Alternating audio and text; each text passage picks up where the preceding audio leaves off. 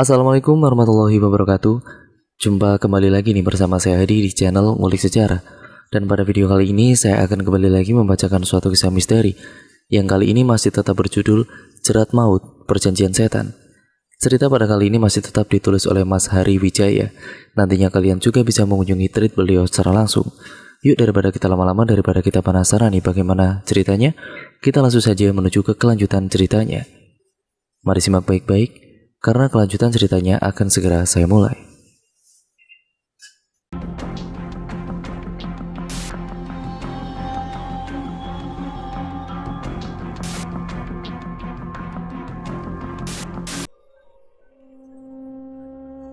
Pagi itu merupakan pagi yang ceria untuk Leo. Leo berdiri di sebuah gua yang gelap dan juga sepi. Suara air menetes terdengar menggema saat tetesannya menyentuh genangan air di tanah. Suara jangkrik dan samar-samar bunyi binatang malam lainnya terdengar. Leo kebingungan, tiba-tiba dirinya kembali ke gua ini. Dengan wajah takut ia melihat sekitar. "Ayah!" Suara seorang anak kecil memanggilnya. Suara itu berasal dari Rafa, anaknya sendiri. Dengan jelas Leo bisa mendengar dalam tidurnya. "Kenapa ayah begini? Kenapa ayah?" tanya Rafa dengan nada yang hampir menangis. "Rafa," panggil Leo. Akan tetapi Rafa tidak kunjung muncul, hanya suaranya saja yang terdengar. Tidak lama kemudian Leo membuka matanya. Akhirnya ia sadar bahwa semuanya hanyalah mimpi. Setelah malam yang melelahkan itu, Leo langsung mengistirahatkan badannya di rumah Ki Danang. Di atas sebuah ranjang bambu sederhana dirinya berbaring, terlelap sepanjang hari, dan baru terbangun ketika mengalami mimpi buruk itu. Melewati jam demi jam dalam tidurnya, sementara Ki Danang pergi entah kemana meninggalkannya seorang diri. Cuma mimpi, gumamnya yang masih terbayang-bayang dengan apa yang terjadi di gua semalam. Tidak terasa waktu berlalu begitu cepat. Keesokan harinya, sudah saatnya bagi Leo untuk berpamitan. Tidak ada alasan lagi baginya untuk menetap lebih lama di rumah Ki Danang. Pagi itu ia mulai mengemas barang-barangnya. Baju-bajunya ia masukkan ke dalam tas. Ia memakai pakaiannya dengan rapi, mengenakan sepatu dan juga jaket, siap untuk pergi meninggalkan rumah reot yang menampungnya selama beberapa hari. Di luar, Ki Danang duduk sambil menghisap sebatang rokok di antara kedua bibirnya. Matanya memperhatikan ayam-ayam peliharaannya yang berwarna hitam legam. Sesekali ia sebarkan beras ke arah ayam-ayamnya agar mereka bisa makan, dan tidak lama kemudian Leo keluar dengan pakaian rapi. Ki Danang sudah tahu bahwa pemuda itu akan meninggalkannya hari ini. Leo duduk di samping Ki Danang. Pria tua itu menoleh dan tersenyum ke arahnya. "Sudah?" tanya Ki Danang. "Udah Ki, saya harus pulang," kata Leo. Ki Danang mengangguk. "Pulanglah sana, banyak yang menunggu kamu di kota," ucap pria tua itu sambil membuang asap rokok dari dalam mulutnya. "Ki, terima kasih banyak ya Ki atas semuanya. Setelah apa yang Ki Danang berikan kepada saya, makanan, tempat tinggal, sampai bantu urusan saya, semuanya belum bisa saya balas sekarang." "Ya nggak apa-apa," jawab Ki Danang dengan singkat. "Sebenarnya saya tidak mau pergi. Saya nyaman di sini, di desa ini. Rasanya tenang dan tentram. Apalagi saya bisa ketemu sama orang baik seperti Ki Danang." Leo kembali bicara. Ki Danang menoleh dan menatap Leo. "Kamu bisa main ke sini kapan-kapan. Yang penting sekarang kamu pulang dan kamu selesaikan urusan kamu di kota. Kalau ada apa-apa, boleh telepon saya," ucap Ki Danang. Setelah sekian banyak terima kasih yang Leo ucapkan kepada pria tua itu, mereka akhirnya beranjak dan mulai berjalan meninggalkan rumah. Bersama Ki Danang, Leo diantar menuju ke gerbang desa. Melewati persawahan dan juga ladang penduduk, kemudian masuk ke dalam permukiman yang ramai oleh rumah-rumah warga. Sesekali penduduk menyapa mereka saat berpapasan di jalan. Hawa pegunungan terasa sejuk, ditambah ramah senyum para warga desa. Bagi Leo sendiri, selama beberapa hari Ki Danang ini bagaikan ayah baginya. dan kini ia kembali menatap gerbang desa yang menjadi pertanda bahwa dirinya akan segera meninggalkan desa ini untuk kembali berkecimpung ke dalam sibuknya perkotaan.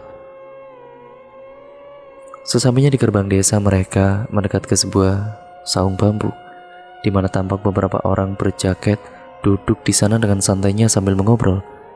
Di depannya motor-motor berjajar rapi. "Ojek, Mang," kata Kidanang.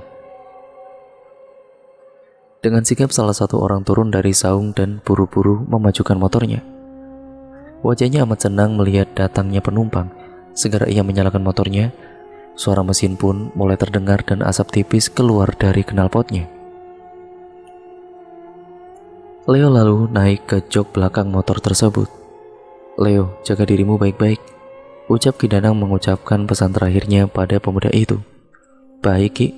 Terima kasih atas semuanya," balas Leo. "Jalan, Mang. Sampai jalan raya ya," ucap Kidanang. Setelah itu motor pun mulai melaju meninggalkan gerbang desa membawa Leo di belakangnya. Kidanang masih berdiri di posisinya, semula menatap Leo yang perlahan jalan menjauh meninggalkannya. Pelan-pelan mulai hilang melewati tikungan. Dalam diamnya mata Kidanang melihat sosok perempuan tidak kasat mata, berbaju putih dan berambut panjang selutut, yang terbang mengikuti Leo dari belakang.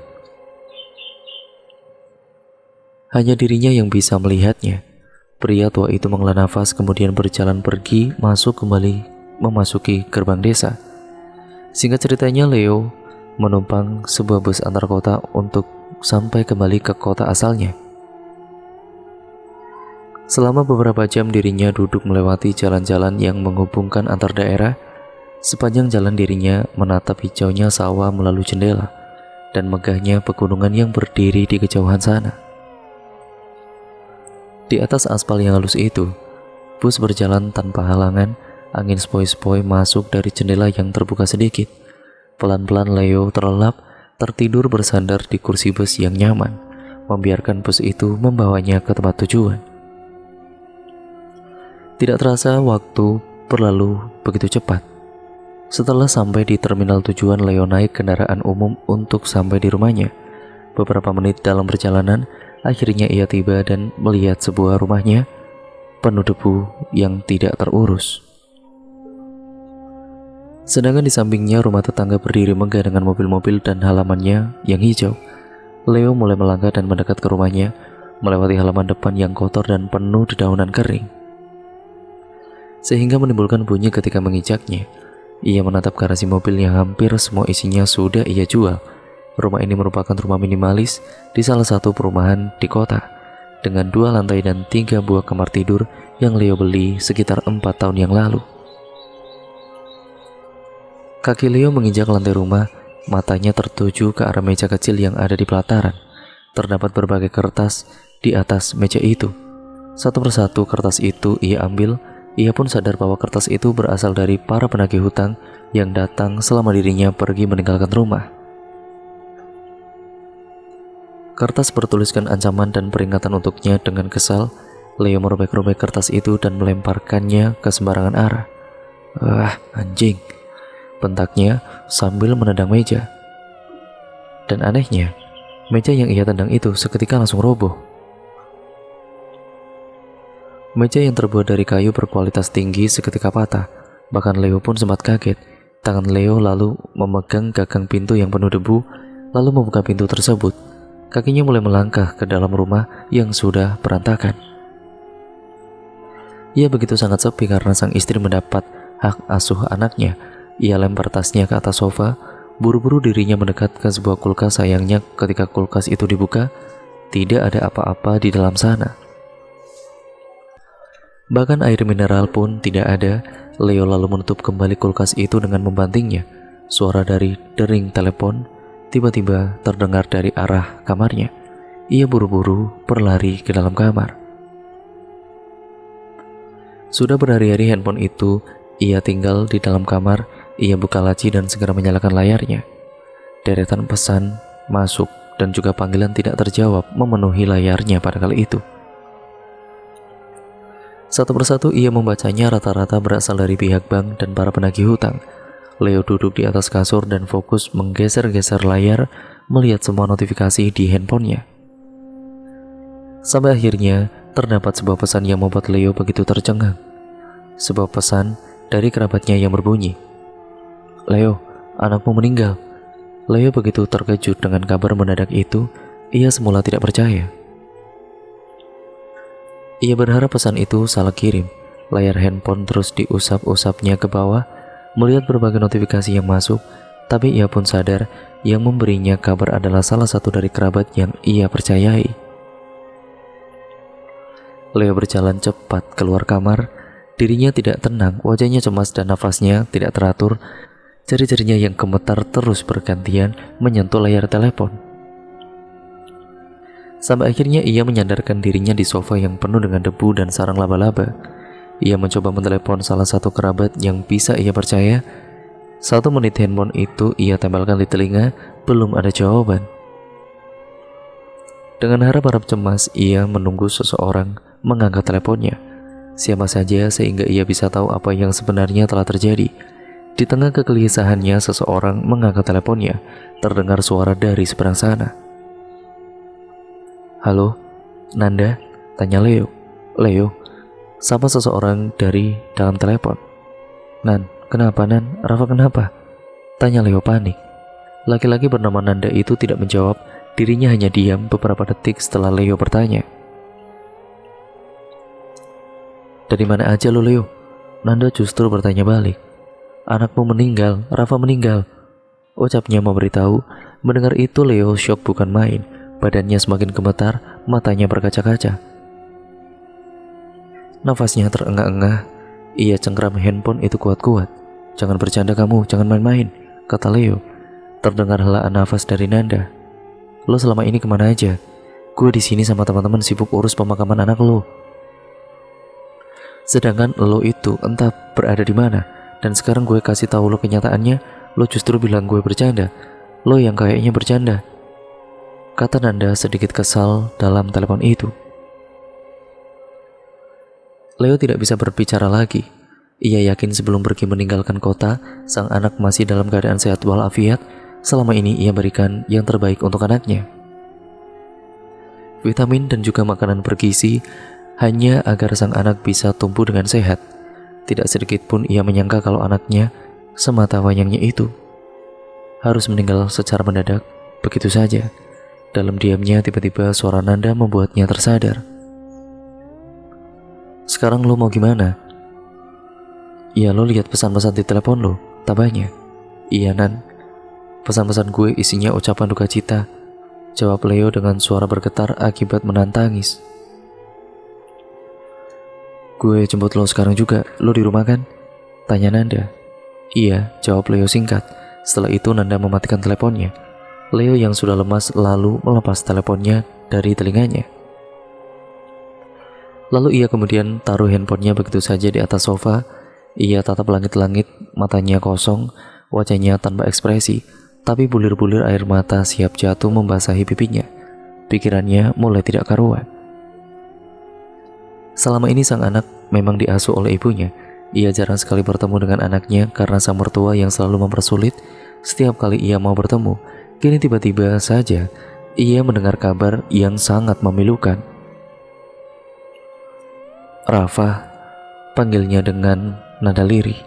Ia terus terbayang akan anaknya, memikirkan bagaimana anak kecil itu harus meregang nyawa tanpa sepengetahuannya. Ia menyesal telah meninggalkan kota dan menghilang tanpa kabar, sehingga dirinya tidak ada di samping sang anak ketika hendak meninggalkan dunia ini. Air matanya mulai menetes membasahi pipi. Suara tangisannya yang pilu terdengar mengisi ruangan yang sunyi itu. Leo kian terpuruk di tengah kesepian dan berbagai masalah hidup yang menimpanya. Setengah jam kemudian, sebuah mobil berwarna hitam berhenti tepat di rumah Leo. Kendaraan itu terparkir di pinggir jalan komplek. Dari dalam mobil, Nanda keluar dengan setelan kemeja biru muda dan celana hitam.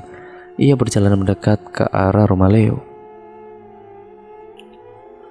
Pria berusia 25 tahun itu tampak serius sekali sesekali melihat jam tangannya. Sesosok perempuan tidak dikenal memakai gaun putih berdiri di depan rumah Leo. Nanda mendekati lalu menyapanya. "Permisi mbak," ucap Nanda ketika berjalan melewatinya dengan wajah bingung. Kemudian ia melangkahkan kakinya ke pelataran rumah Leo. "Leo," panggilnya dari depan pintu, tapi tidak ada jawaban dari dalam. Ia menoleh ke arah perempuan tadi. "Mbak, ini ada orangnya nggak ya?" tanya Nanda. Tapi perempuan itu tidak menjawab dan tetap berdiri membelakanginya. Nanda coba buka pintu itu, ternyata tidak dikunci. Ia memutuskan untuk masuk ke dalam rumah yang penuh dengan debu itu. Begitu masuk ke dalam, matanya mendapati Leo sedang terduduk lemas di sofa dengan wajah sedih dan pipi yang telah basah dengan air mata. Nanda bisa mengerti dengan apa yang temannya hadapi. Ia melangkah mendekat, kemudian duduk di samping Leo. "Kita ke makam sekarang," ajaknya kepada Leo. Dengan lemas kepala Leo menoleh kepada Nanda. "Anak gue beneran meninggal, Nan?" tanyanya dengan nada yang lirih. Nanda kemudian membuang muka, enggan menjawab pertanyaan yang sudah berkali-kali ia jelaskan di telepon. "Iya," jawab Nanda singkat sambil menganggukkan kepalanya. Ia biarkan Leo beberapa saat mengendalikan emosinya, lalu sekitar 10 menit berlalu, mereka bersama-sama meninggalkan rumah. Leo sudah cukup kuat untuk bangkit dan berjalan keluar. Nanda memastikan rumah temannya itu sudah aman dan terkunci rapat. Setelah melangkah keluar, ia teringat dengan perempuan yang berdiri di depan rumah Leo. Sekarang perempuan misterius itu sudah tidak ada. Tapi ia tidak memperdulikannya. Segera ia bawa temannya itu masuk ke dalam mobil. Hawa sejuk AC terasa menyentuh kulit. Sesaat setelah mereka sama-sama masuk ke dalam kendaraan roda 4 itu.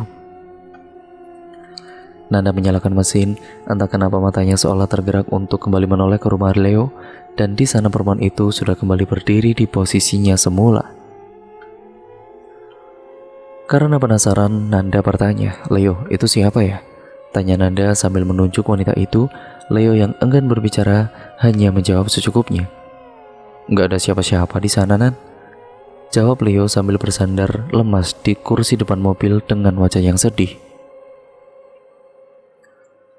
Sadar keadaan temannya yang sedang berduka, ia memutuskan untuk tidak memperdulikan perempuan misterius itu. Segera ia injak pedal gas dan melajukan mobilnya melewati jalanan komplek yang kasar.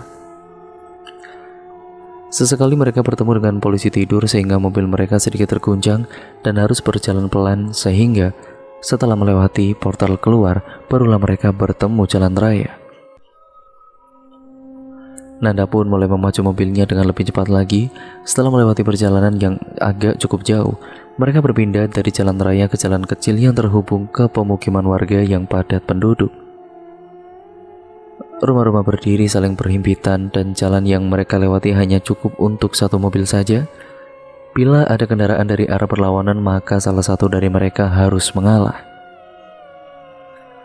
Beberapa meter masuk ke dalam, akhirnya mobil mereka berhenti di lahan parkir yang salah satu tempat pemakaman umum itu. Leo yang sampai dan melihat sekitar merasa tidak siap. Ia tidak siap dihadapkan dengan suasana ataupun situasi seperti ini.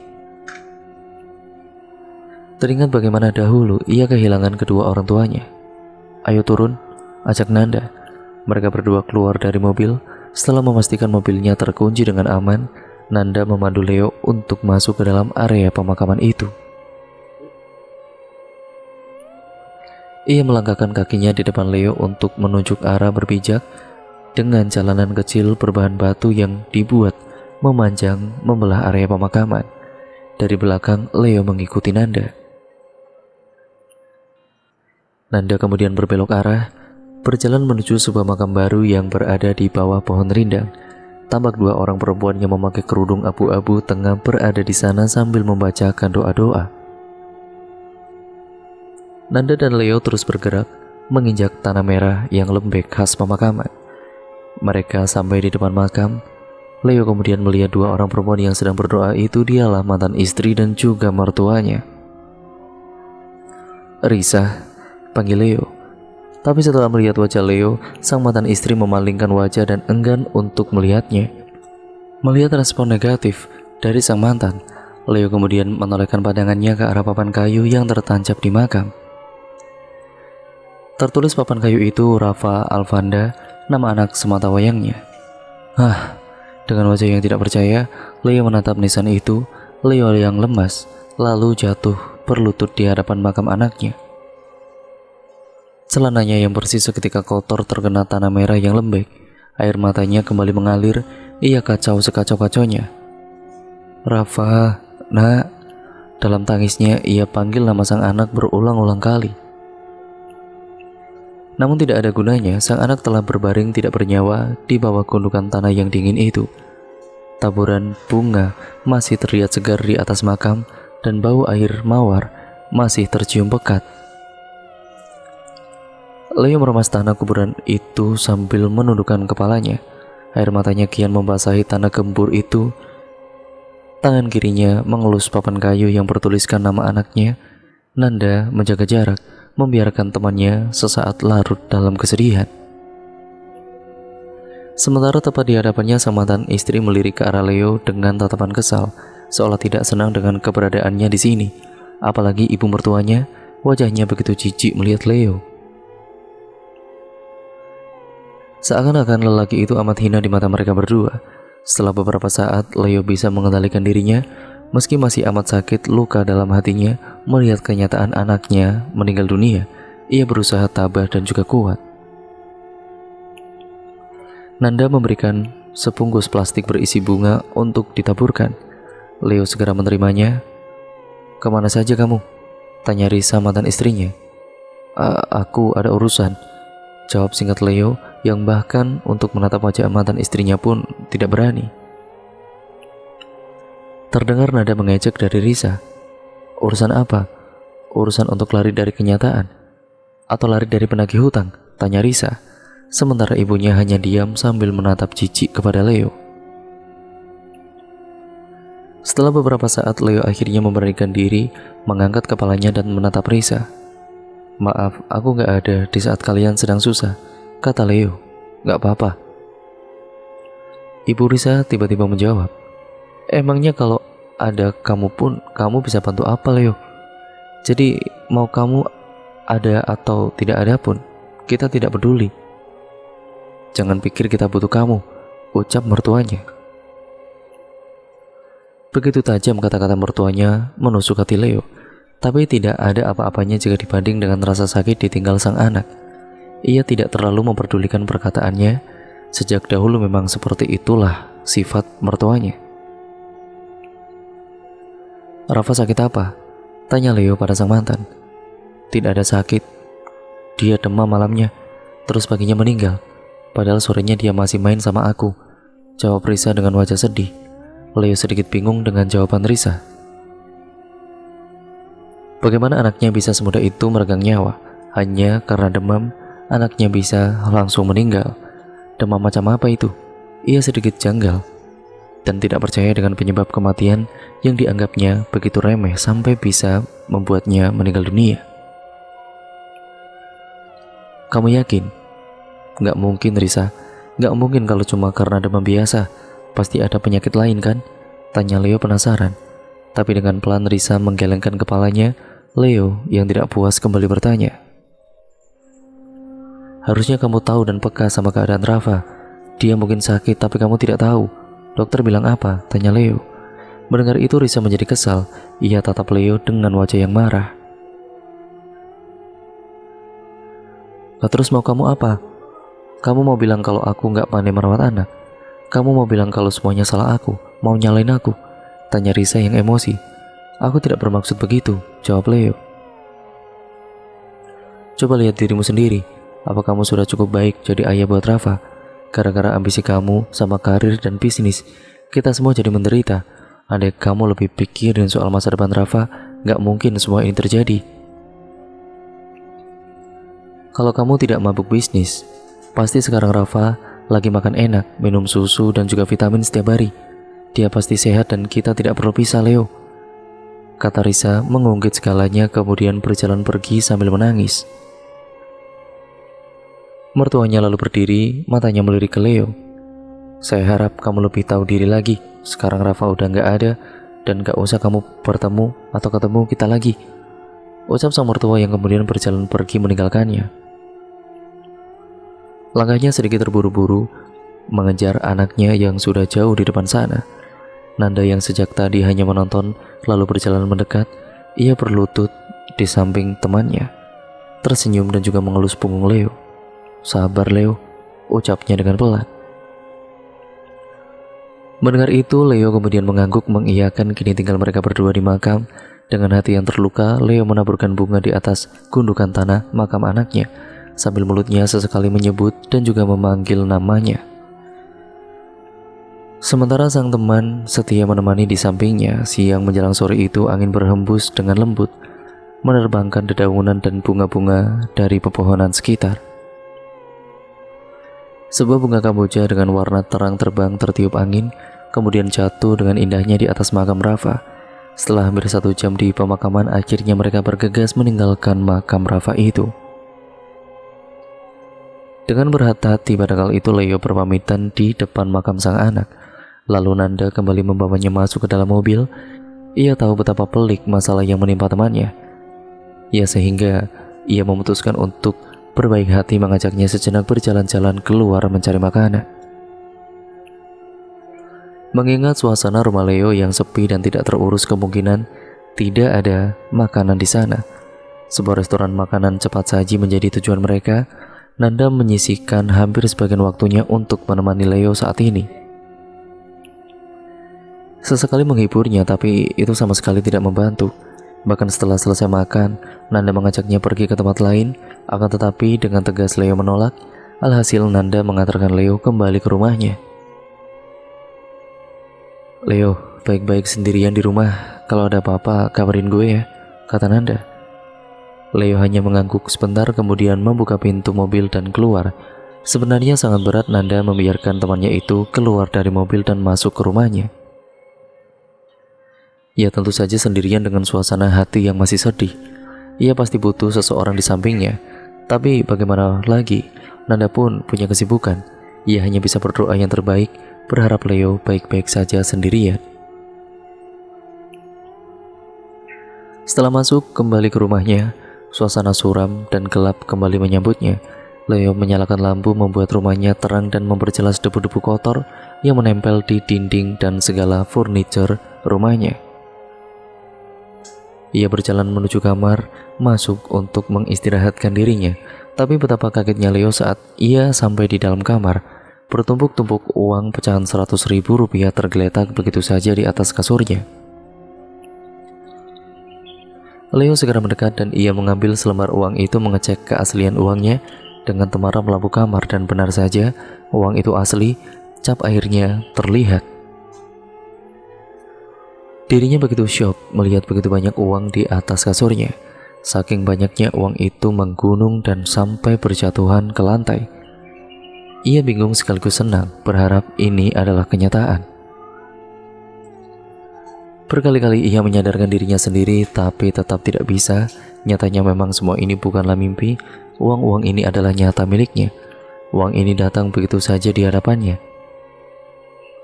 "Nikmati uangmu, Leo. Sekarang kamu adalah orang paling kaya di sini." Hahaha. Tiba-tiba suara misterius terdengar di dalam kamarnya. Leo mendongakkan kepalanya ke atas, lalu melihat sekitaran kamar. Sosok itu tidak terlihat, tapi aura dan juga energinya bisa Leo rasakan. Sosok itu berada di kamarnya saat ini. Leo yang sudah kegirangan lalu berlutut di lantai sambil memegang uang-uang itu. Terima kasih," ucapnya berulang-ulang kali sambil diselingi tawa puasnya.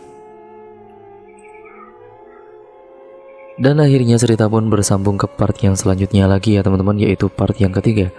Terus nantikan kelanjutan cerita ini hanya di channel Ngulik Sejarah. Karena ya tentu saja kelanjutan ceritanya pasti akan seru nih kelihatannya. Jadi nantikan terus ya teman-teman. Jangan lupa untuk kalian like, komen, dan share video kali ini. Dan jangan lupa untuk kalian subscribe untuk kalian yang belum subscribe. Dan bantu channel ini berkembang menjadi channel yang jauh lebih baik lagi.